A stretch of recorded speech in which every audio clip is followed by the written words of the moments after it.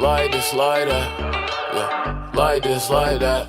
Everybody tryna be like me. Tryna take my juice, tryna take my steez. Everywhere I go, I'ma stay in my Q's and P's. Everybody tryna be just like me. Chop on my side and I might let it sing. Whoa. Hello everybody and welcome back to another video. So today I am going to be doing a prediction video. But first I would like to ask you to subscribe, hit the bell button, hit the like button. It would help me out a lot and it could help you not miss a single video. I am doing this video for clarification.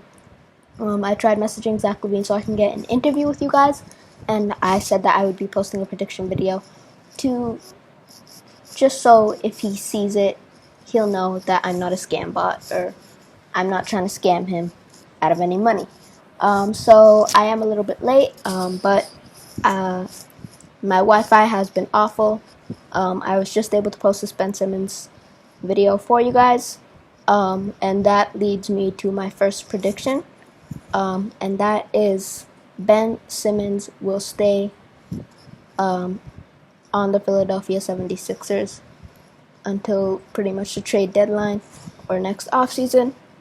The reason I say this is because the Sixers are running out of deals as Damian Lillard and Bradley Beal are off the table. It makes it thinner because they want an all-star, superstar level talent, and the Portland doesn't want to give up Lillard yet. The Wizards don't want to give up Beal, and Lowry's already taken, so by Lowry, I mean Kyle Lowry, not Lowry Markkanen. But he's already taken. So if you haven't checked out my Ben Simmons video that I posted earlier today, or if you're seeing this on September 6th, it would be yesterday. But if you haven't watched that, go check that out. Link in the description down below. But the reason I say this is because the Sixers are running out of options. Ben Simmons' trade value is at an all-time low. If they wanted to trade him, the best time would have been last year or in his sophomore season, his rookie season. But I think the Sixers would keep him, and they could keep him because Simmons, he's still a really good player with lots of potential. Just had a bad playoff experience. And Ben Simmons just needs a change of scenery. And he said he's not going to play in a Sixers jersey again. But if the Sixers go up to him and tell him, hey, we need you to work your butt off, play your butt off, and you can get out of here. You can go, you might be able to find your way to one of the California teams. If you just work your butt off and shoot the ball, learn how to shoot the ball, and you can go to one of those California teams that you wanted. I think this could work, and I think that they might be able to do it. It might be weird for the locker room, but it would help the Sixers be able to trade Ben Simmons around the trade deadline or towards the 2022 offseason. My next prediction is that Trae Young will make an All-NBA team. This is pretty obvious in my opinion. Trae Young should be making an All-NBA team. I don't know if the Hawks will be as good as they were last year, but I do think that the Hawks will be a good team next year, and they'll still have the same amount of success. But the East is stacked. You have the Bulls, you have the Bucks, you have the Nets, you have the Knicks, you have the Celtics, you have a whole bunch of teams. Although I see the Knicks at the lower side, and I'll talk about that later. But you have a whole lot of teams that you'll have to be competing with. But I do think Trae Young will make an All-NBA team because Trae Young is an incredible player. He went from overrated to like everybody, or in other people's opinions, including mine, he went from overrated, but towards the middle of the season I started to see his game more, and once Lloyd Pierce got fired and they brought in Nate McMillan, the success just went right up for them. The chemistry went up for them. So I think that's Trae Young will be making an All-NBA team next season.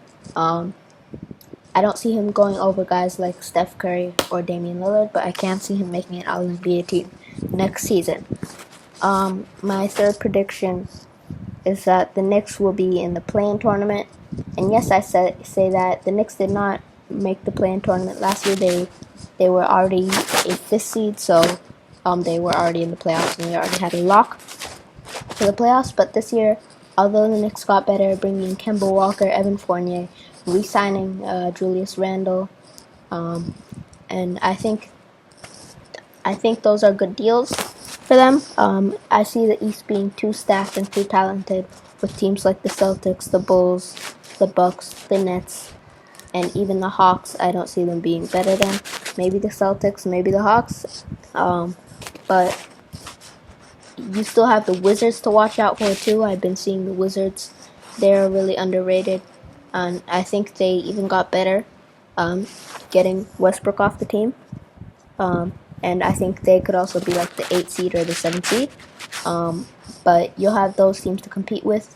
And I can easily see the Knicks being in the play-in tournament. My fourth prediction is that 2 to 3 players will be on the Chicago Bulls will be All-Stars next season. So the reason I say this is because saying the Bulls are a good team, a top 4 team or a top 5 team in the Eastern Conference, or at least in the playoff picture, I do see the Bulls either DeRozan, Zach LaVine, and then one of the two, DeRozan or Vucevic, making the making the All-Star game. But even and I could see 3. The only way I could see 3 is if the Bulls are like the number 1 seed. I don't think the Bulls will be like those Hawks teams coached by Mike Budenholzer, who had like 5 All-Stars, 4 All-Stars, something like that. Kyle Korver did not deserve to be an All-Star. But I don't think the Bulls will be that good. I could see them being better than those teams, but I don't see them having like 4 All-Stars. I don't see Lonzo Ball making an All-Star team. But that does bring me to my next prediction, and that is Lonzo Ball will win Most Improved Player next year. And the reason I see this happening is because Lonzo Ball will take a huge playmaking role, and he'll have the ball in his hands and be able to do what he does best, and he'll be getting a lot of minutes too on the Chicago Bulls as their primary playmaker, the primary point guard.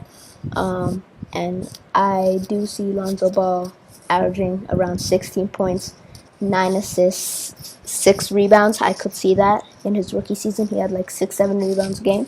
And in college, they compared him a lot to Russell Westbrook, who can shoot, or a Steph Curry with like a 40-inch vertical.